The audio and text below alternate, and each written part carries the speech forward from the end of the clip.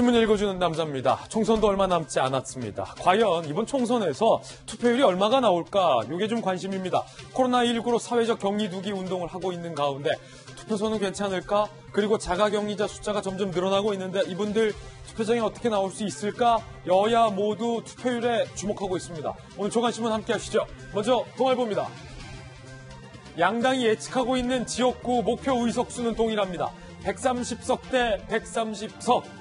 과연 양당 중에 누가 웃게 될지는 이제 13일 후면 알 수 있을 것 같습니다. 총선 D-13 공식 선거운동에 돌입을 했습니다. 이제 공식 선거운동 시작됐다는 거죠. 민주당에선 코로나 사태 국난 극복, 통합당에선 경제난불은 정권 심판, 양당의 메시지는 심플하고 명확합니다.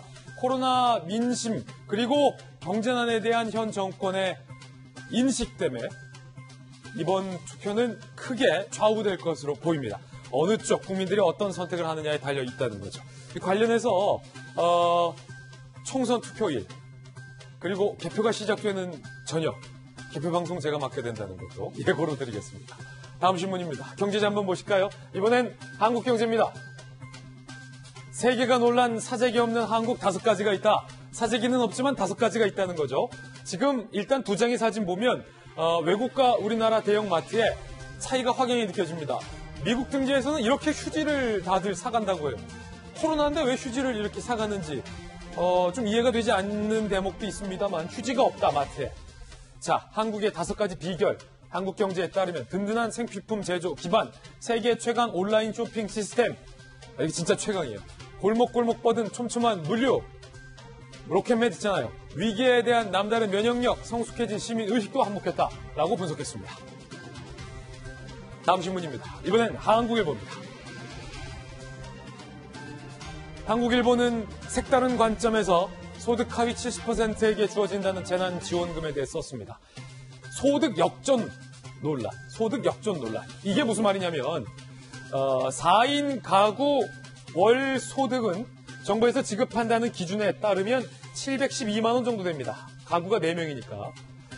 전체 가구 중에 소득은 24.7%에 해당합니다. 그런데 이 4인 가구가 재난지원금을 받게 되면 월 소득이 812만 원으로 올라가게 되죠. 그랬을 때 이 재난지원금을 받고 나서 전체 소득 수준의 비율이 상위 16.2%로 껑충 올라간다라는 겁니다. 이게 무슨 말이냐면 1, 2만 원 때문에 재난지원금을 못 받는 가구들이 이번에 상당할 것으로 보이는데 1, 2만 원 때문에 지원금을 못 받았는데 이분들은 오히려 소득이 하위 비율로 주저앉게 된다라는 소득 역전 상황이 발생한다라고 한국일보는 취재해서 썼습니다.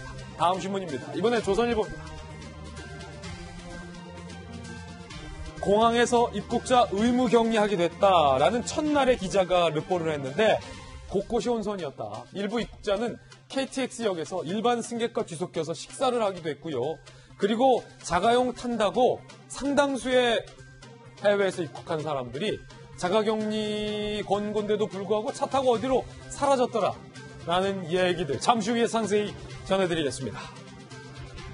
2주 지나면 해외에서 들어오는 자가격리자는 10만 명에 무려 달합니다. 이 10만 명 과연 한 명 한 명 다 관리할 수 있을 것인가 의문입니다. 지금까지 신문 읽어주는 남자였습니다.